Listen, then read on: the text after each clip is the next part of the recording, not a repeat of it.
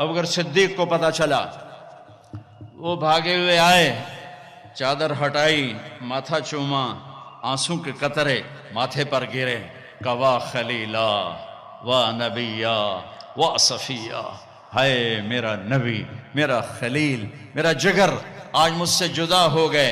مجمع بھرا ہوا، کوئی رو رہا، کوئی چیخ رہا، کوئی خاموش، دم بخود عمر رضی اللہ عنہ تلوار لہرا رہا ہے، کوئی نہ بولے اللہ کے نبی فوت ہو گئے۔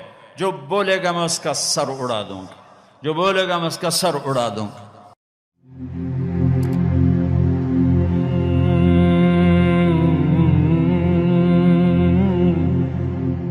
گزری تو جبریل آ گئے، اندر آ کے کھڑے ہو گئے۔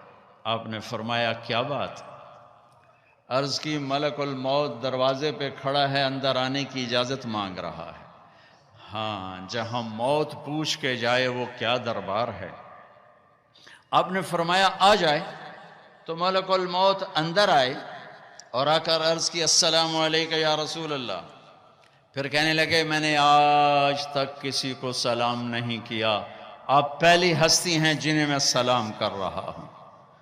پھر کہنے لگے یا رسول اللہ آج تک یہ ایک معاملہ نہیں ہوا، پہلی دفعہ ہوا ہے۔ اللہ نے فرمایا پوچھ کے اندر جانا، بن پوچھے نہ جانا، اجازت ملے تو اندر جانا، بن پوچھے نہیں جانا۔ یہاں موت بھی بادب کھڑی ہوئی ہے، آؤں کہ نہ آؤں۔ نے سکندر کو پٹخ دیا، چنگیز کو پٹخ دیا، تیمور کو پٹخ دیا، محمود کو پٹخ دیا۔ دنیا میں 4 بڑے فاتح گزرے ہیں، 2 مسلمان 2 کافر، تیمور محمود مسلم، چنگیز سکندر غیر مسلم، پٹخ کے رکھ دیا۔ یہاں ملک الموت کھڑا ہوا ہے، اندر آ جاؤں؟ ہاں آ جاؤ۔ اندر آئے، سلام کیا، پھر اگلی بات کی یا رسول اللہ، اللہ تعالیٰ فرما رہے تھے کہ اگر میرے حبیب آنا چاہیں تو لے آنا، اور اگر رہنا چاہیں تو چھوڑ کے واپس آ جانا۔ سبحان اللہ۔ آپ نے فرمایا اگر میں اجازت دے دوں تو پھر میری جان نکالو گے؟ کہا جی نکالوں گا۔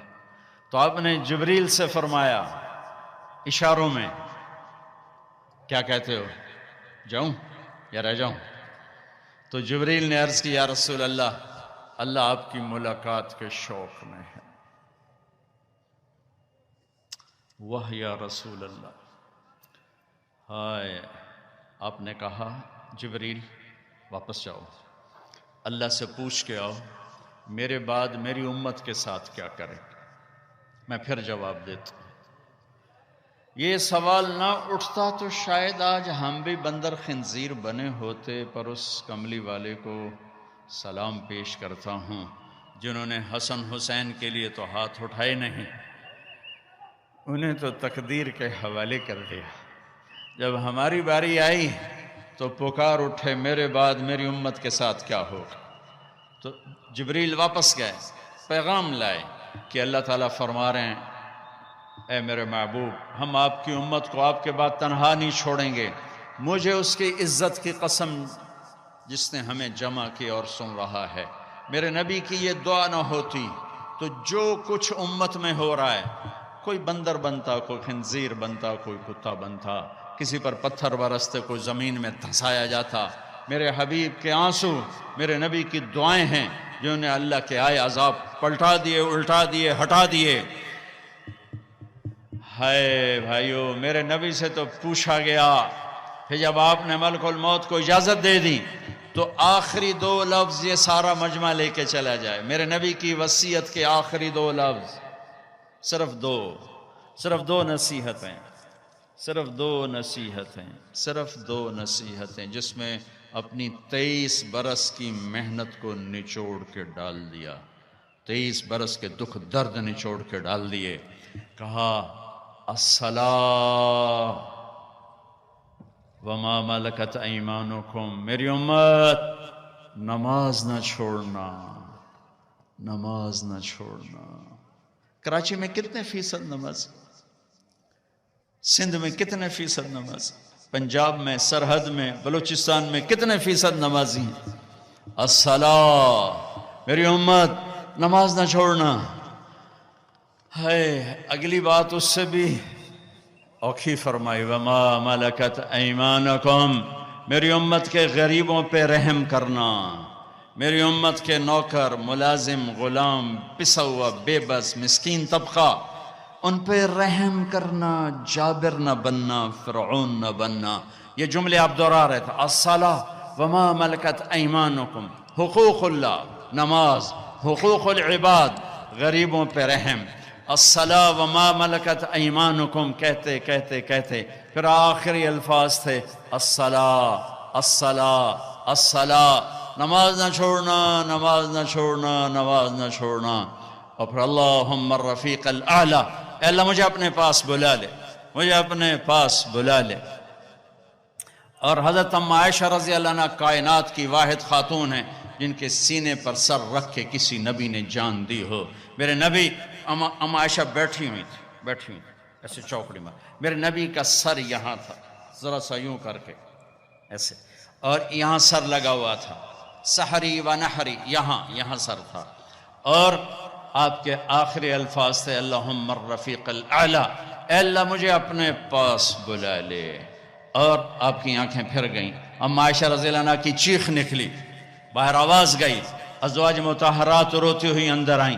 ابوبکر صدیق کو پتہ چلا، وہ بھاگے ہوئے آئے، چادر ہٹائی، ماتھا چوما، آنسوں کے قطرے ماتھے پر گرے، کوا خلیلا و نبیا و صفیہ، ہائے میرا نبی، میرا خلیل، میرا جگر آج مجھ سے جدا ہو گئے، لیکن آج کے بعد اللہ آپ پہ کوئی دوسری موت نہیں لائے گا، اب آپ کبھی کوئی دکھ نہ دیکھیں گے۔ مسجد میں تشریف لے گئے، مجمع بھرا ہوا، کوئی رو رہا، کوئی چیخ رہا، کوئی خاموش، دم بخود عمر رضی اللہ عنہ تلوار لہرا رہا ہے، کوئی نہ بولے اللہ کے نبی فوت ہو گئے، جو بولے گا میں اس کا سر اڑا دوں گا، جو بولے گا میں اس کا سر اڑا دوں گا۔ ابوبکر تشریف لائے، ممبر پر چڑھے، کہا عمر بیٹھ جاؤ، کہ نہیں بیٹھتا، تو ابوبکر رضی اللہ عنہ نے کہا ایھا الناس من کان یعبد محمدا فإن محمدا قد مات ومن کان یعبد اللہ فإن اللہ حی لا یموت، لوگو جو محمد مصطفیٰ کی پوجا کرنے والے تھے آج ان کو اللہ نے موت دے دی، اور جو اللہ کے پجاری ہیں ان کا اللہ زندہ ہے، موت سے پاک ہے۔ اور پھر یہ آیت پڑھی وما محمد الا رسول قد خلت من قبلہ الرسل افإن مات او قتل انقلبتم علی اعقابکم، اور دوسری آیت یہ پڑھی انک میت وانہم میتون، سب نے مرنا ہے میرے حبیب، آپ کو بھی موت کو گلے لگانا ہے۔ عمر فرمانے لگے میرے ٹانگوں سے جان نکل گئی اور میں سیدھا یوں نیچے گرا، اور مجھے یقین آ گیا کہ اللہ کے نبی دنیا سے چلے گئے، اور مجھے لگا جیسے یہ قرآن کی آیات آج اتری ہیں، ابھی اتری ہیں۔ حضرت انس نے کچھ عرصہ پہلے یا رسول اللہ، آپ کو صحابہ تشریف لائے تو آپ نے فرمایا میرا تم سب کو سلام ہو، جو میرے بعد میری امت ہے ان کو بھی میرا سلام کہنا، ان کے بعد جو آئیں ان کو بھی میرا سلام کہنا۔ یہ ایسا سلام کوئی امت کو دے کر نہیں گیا۔